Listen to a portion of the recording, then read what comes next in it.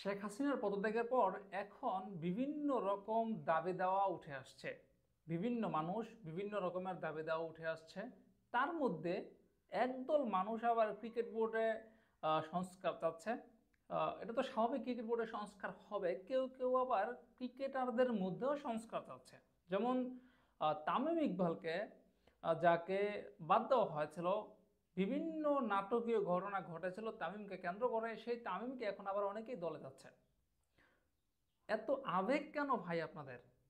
তামিম ইকবালকে এই মুহূর্তে দলে আপনার কেন প্রয়োজন?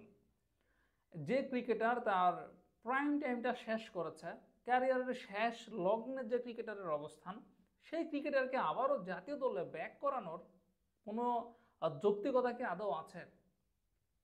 তামিম ইকবাল যখন খেলতেন তখন বলা হতো যে ডট বাবা, প্রচুর ডট বল তিনি খেলতেন। আর এই ডট বল খেলার কারণে কিন্তু সবচেয়ে বেশি সমালোচনার শিকার হয়েছেন তামিম। সেই ডট বল খেলে যিনি সমালোচিত হয়েছেন, সেই সমালোচিত ক্রিকেটারকে আবারও আপনি জাতীয় দলে নিয়ে আসতে যাচ্ছেন কেন?